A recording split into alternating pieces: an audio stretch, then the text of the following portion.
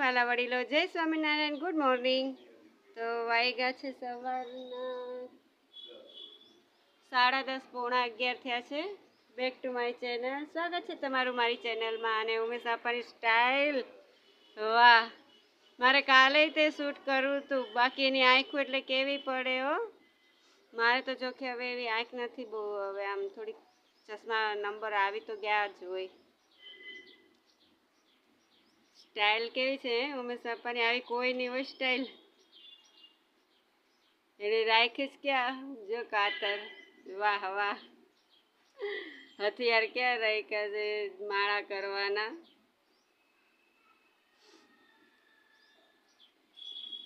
સાધન કહેવાય કા માળા કરવાનું સાધન? કોને ખબર શું કહેવાય?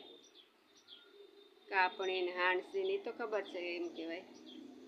ઉમેશ આપા, જય સ્વામિનારાયણ. જય સ્વામિનારાયણ. વાહ, શું સ્ટાઇલ છે કામ કરવાની. અહીંયા રાખી છે જો ખીચામાં. વધારે આખું ક્યાંય લેવા જાવું નહીં.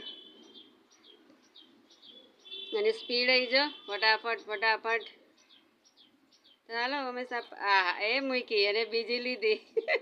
વાહ વાહ, શું કેવું પડે બાકી તમારું. વાહ વાહ વાહ! આવું તો ક્યાંક જ જોવા મળે. દુનિયાના કોઈ છેડે ન જોવા મળે એવું અમારે અહીંયા મસ્ત જોવા મળે છે. કારીગીરી એટલે કેવું પડે.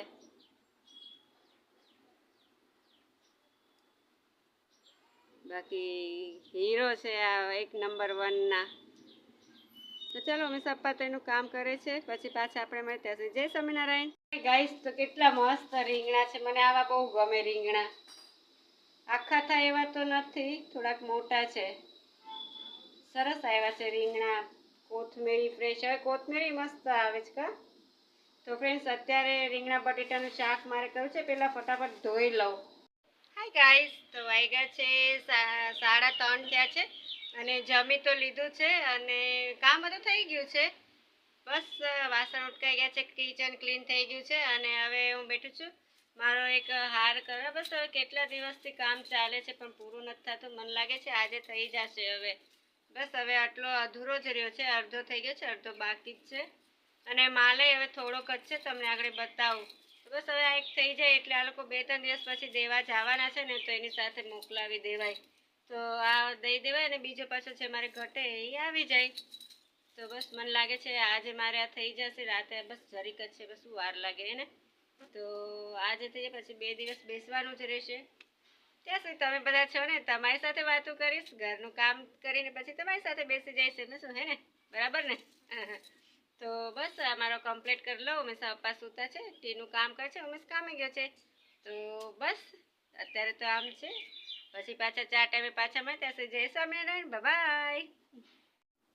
તો ગાઈસ, મારી પાસે હવે આટલો જ માલ રહ્યો છે. આ ચવલા કહેવાય આને, કારણ કે આને 4 ખૂણા હોય. એટલે આને ચવલા કહેવાય. આ કડી કે આ પટ્ટી તો મારી પાસે ઘણી પડી છે. આ ઓછા છે, તો આમાં અડધો મારો હાર બાકી છે, તે થઈ જશે. કડી એટલી છે, તો 2-3 દિવસ પછી આ લોકો જશે ત્યારે માલ મગાવી લઈશ. તો અત્યારે મારો હાર કમ્પ્લીટ કરી લો, પછી પાછા આપણે મળે. ત્યાં સુધી જય સ્વામિનારાયણ. હલો ગાઈસ, તો મસ્ત મજાની આદુવાળી અને મલાઈવાળી ગરમા ગરમ ચા તૈયાર છે. તો ચાલો તમે બધા પણ ચા પીવા. શું કીધું? હું વેઇટ કરું. આવો છો તમે બધા? તો ચાલો ફટાફટ આવી જાજો હો. ઉમેશ પપ્પા, જય સ્વામિનારાયણ. દાંતને હવે સારું છે?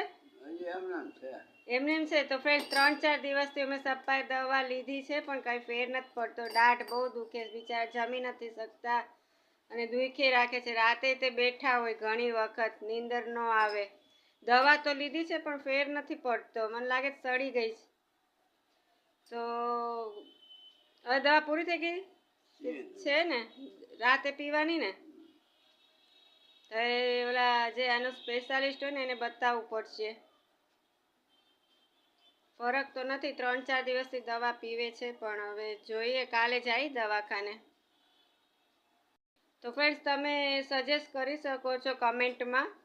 તો કમેન્ટ કરજો કે દવાથી તો ફેર નથી પડતો પણ ઘરગથ્થુ કોઈ એવું કોઈ દવા હોય તો પ્લીઝ કમેન્ટ કરજો કે ઉમેશ પપ્પા શું કરી શકે તો એને દાંતનો દુખાવો મટે. તો વાલા વડીલો, સાંજના મારા દિયાબત્તી માતાજીના થઈ ગયા છે, જે ઉમેશ પપ્પાએ કર્યા છે. વાગ્યા છે 7:15. અને ચાલો આપણે બધાએ મળીને માતાજીને પગે લાગી લઈએ અને આરતી તે મારા માતાજીની બધાએ લઈ લેજો અને પગે લાગી લેજો. એ માતાજી સૌને સાજા રાખજો અને સાજા કરી દેજો અને મારા વાલા વડીલોને તે સાજા રાખજો ને સાજા કરી દેજો. જય માતાજી. ચાંદ છુપા બાદલ में शर्मा के मेरी जाना. કેટલું સરસ ગીત છે ચાંદા મામા. પહેલા તો તમે ઝાડની પાછળથી સંતાઈને જોતા હતા, હવે બહાર આવીને જોવે છે. કેટલા મસ્ત લાગે છે ને, કઈ ચમકે છે. ઝાડની પાછળ જોતા ત્યારે એટલી ચમક હતી ને બહાર આવીને જોઈશ ત્યારે એટલી ચમક. કેટલા મસ્ત લાગે ચાંદા મામા. આજે પૂનમ છે ને, સેવનું મસ્ત મજાનું શાક કર્યું છે. હાય ગાઈસ, તો વાગ્યા છે 8:30 અને રસોઈ મારી થઈ ગઈ છે. રસોઈમાં છે સેવનું શાક અને ભાખરી અને આ લોકો ગયા છે બહાર. તો બસ.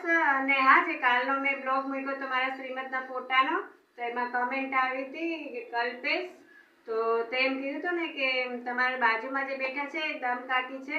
તો હા, હું તો ઓળખું છું મારા ભાભીને. તો મારા શ્રીમદમાં મારી બાજુમાં બેઠા હતા મારા દમ ભાભી છે, મારા ફઈના છોકરાની વહુ, જે અત્યારે દેવ થઈ ગયા છે. તો બસ આવી જ રીતે મારા બ્લોગ જોતા રહેજો, સારી સારી કમેન્ટ કરતો રહેજે. અને બીજી કમેન્ટ હતી પહુભાઈની, તો તમને જય સ્વામિનારાયણ. તો બસ તમે બધા આવી જ રીતે મારા બ્લોગ જોતા રહેજો, સારી સારી કમેન્ટ કરતા રહેજો, લાઈક શેર અને સબસ્ક્રાઈબ કરતા રહેજો. અને હા, બેલ આઇકન બટન પ્રેસ કરવાનું ભૂલતા નહીં.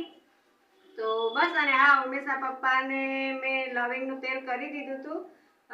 એક જ વખત પોતું મૂક્યું છે લવિંગના તેલનું. તો તમે મને પ્લીઝ કમેન્ટમાં કહેજો કે મારે ઘરગથ્થુ જે ઈલાજ હોય એ શું કરવો મારે, જેનાથી ઉમેશા પપ્પાને ફેર પડી જાય.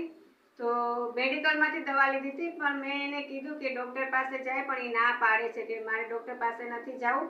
તો પ્લીઝ મને કમેન્ટમાં કહેજો કે મારે ઘરે શું કરવું જોવે જેનાથી એને દાંત મટી જાય. તો બસ, મારો બ્લોગ હું અહીંયા પૂરો કરું છું. કાલે પાછા મળશું નવા બ્લોગ સાથે. ત્યાં સુધી બાય બાય. જય સ્વામિનારાયણ. તમારે તબિયતનું ધ્યાન રાખજો. કાલે પાછા મળશું. Good night.